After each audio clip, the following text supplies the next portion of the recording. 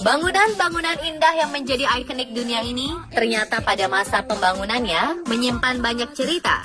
Dari yang dibangun menggunakan bantuan hewan hingga melalui proses pengiriman antar negara. Seperti apa saja bangunan-bangunan tersebut pada masa lampau? Berikut kami rangkum proses pembuatan bangunan ikonik versi on the spot.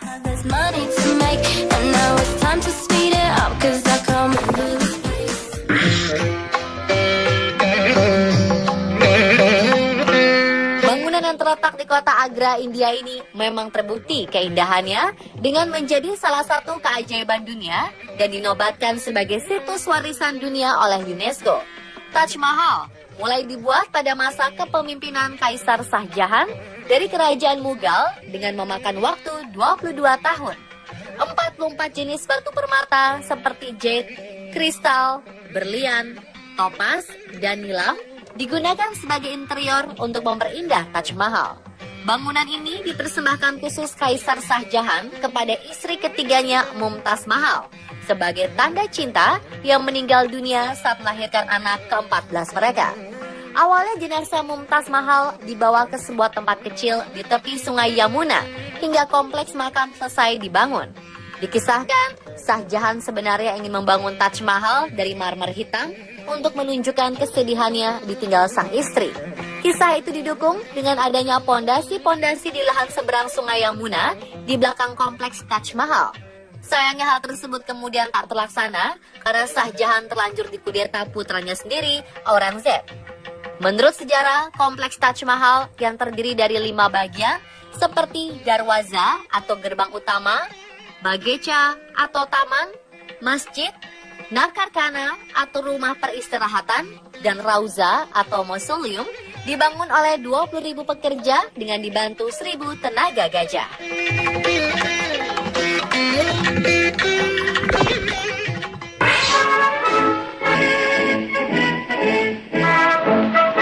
Monumen nasional atau dikenal dengan Monas adalah monumen peringatan setinggi 132 meter yang didirikan untuk mengenang perlawanan dan perjuangan rakyat Indonesia merebut kemerdekaan dari pemerintahan kolonial Hindia Belanda. Pembangunan Monas terbagi menjadi 3 tahap. Tahap pertama pada tanggal 17 Agustus 1961. Peresmian pembangunan Monas dimulai dengan ditancapkannya pasak beton pertama oleh Presiden pertama Indonesia, Insinyur Soekarno. Dalam pembangunannya, total 284 pasak beton dan 360 pasak bumi digunakan sebagai pondasi bangunan. Pada bulan Maret 1962, keseluruhan pemasangan pondasi selesai dikerjakan. Di bulan Oktober, menyusul dinding museum di dasar bangunan selesai dibangun.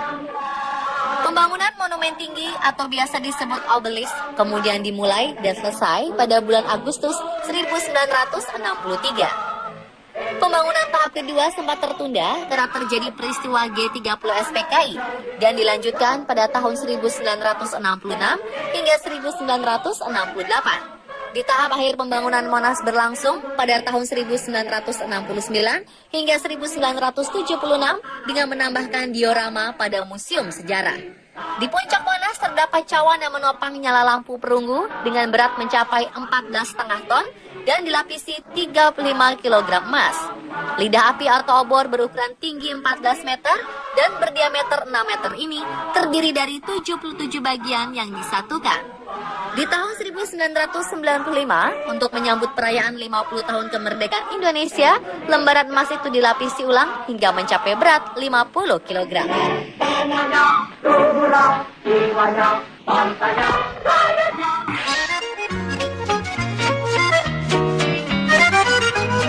Menara Eiffel awalnya dibangun sebagai gerbang l'Exposition Universelle tahun 1889 berdepatan dengan 100 tahun revolusi Perancis. Meskipun mendapat kecaman dan protes yang keras dari penduduk Paris dan kalangan intelektual, proses pembangunan Menara Eiffel tetap dilakukan mulai dari 28 Januari 1887 hingga 30 Maret 1889 atau secara total 2 tahun, 2 bulan, dan 5 hari. Arsitek pembangunan Eiffel membuat 5.300 gambar detail dari 18.000 potong bagian berbeda. Menara ini terdiri atas 18.038 buah besi baja yang dikaitkan dalam bentuk persilangan diperkuat dengan 2.500.000 buah paku. Menara Eiffel memiliki 3 lantai. Lantai pertama berada pada ketinggian 57 meter, lantai kedua 115 meter, dan lantai ketiga 276 meter. Jika ditotalkan, maka tinggi menara ini 312,27 meter, ditambahkan dengan tinggi antena menjadi 324 meter.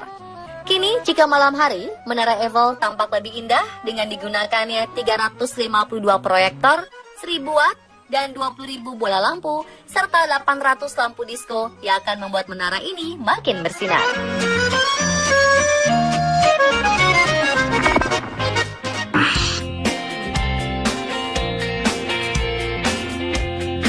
Berawal dari keinginan dibangunnya sebuah gedung opera, diadakanlah sayembara yang dimenangkan oleh seorang arsitek Denmark bernama Bjørn Utzon. Desain gedung opera di Sydney ini berbentuk mirip cangkang yang dilapisi dengan keramik putih Swedia. Untuk menambah nuansa artistik, proyek pembangunan gedung opera dibagi dalam 3 tahap. Tahap pertama dimulai awal tahun 1959 dan selesai pada tanggal 31 Agustus 1962 untuk membangun podium atas. Tahap kedua membangun konstruksi bagian luar yang dimulai pada tahun 1963. Pembangunan atap berbentuk cangkang ternyata menjadi tantangan tersendiri sehingga harus menghabiskan waktu 4 tahun untuk mencari solusi dan selesai pada tahun 1967. Di tahap kedua inilah Bjørn Utzon mengundurkan diri dan diganti oleh Peter Hall sebagai penanggung jawab pembangunan desain interior. Tahap akhir pembangunan gedung opera ini kemudian dimulai di tahun 1967. Berbagai kritik kemudian bermunculan akan desain interior awal, seperti interior keseluruhan dan fasilitas kurang memadai untuk artis.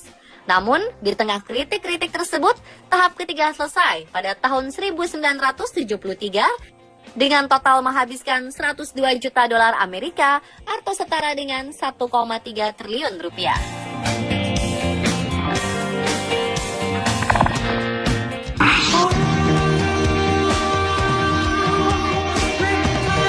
Meskipun menjadi ikonik negara Amerika Serikat, namun pembuat patung ini adalah seorang warga negara Prancis bernama Frédéric Auguste Bartholdi.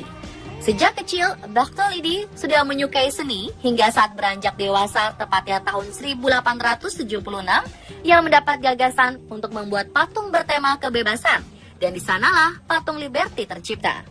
Patung Liberty yang membutuhkan banyak dana membuat Bartholdi meminta banyak sumbangan. Hingga akhirnya pada tahun 1879 terkumpul sekitar 750.000 dolar Amerika atau setara 9,7 miliar rupiah. Uang inilah yang digunakannya membangun banyak bagian dari patung.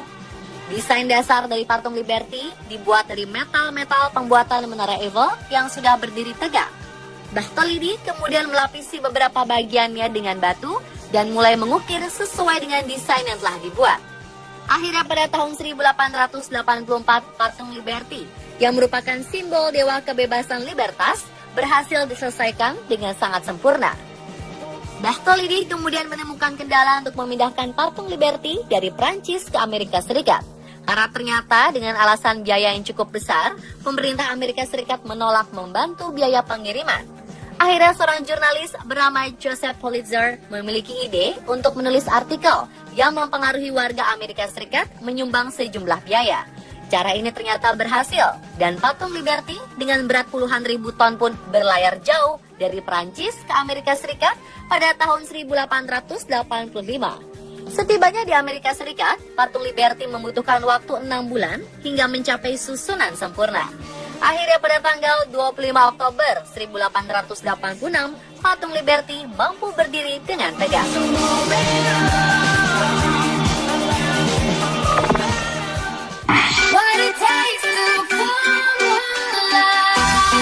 Proyek mengukir Mount Rushmore sejak awal dimaksudkan untuk menarik wisatawan ke wilayah Black Hills, Dakota Selatan.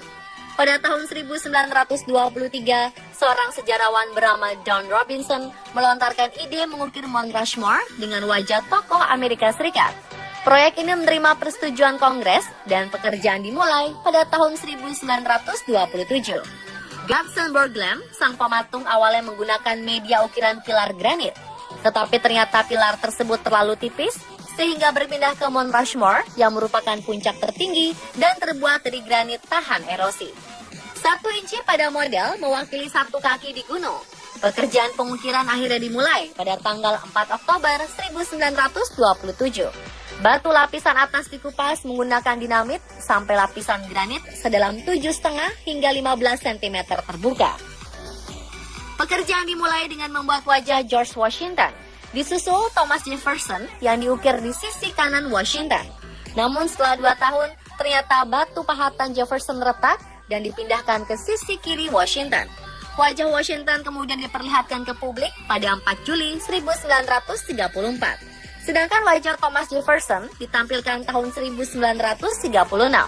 Pengukiran dilanjutkan wajah Abraham Lincoln yang diresmikan tanggal 17 September 1937 dan Theodore Roosevelt yang dibuka untuk umum pada tahun 1939. Semua pekerjaan di Mount Rushmore akhirnya selesai pada tahun 1941.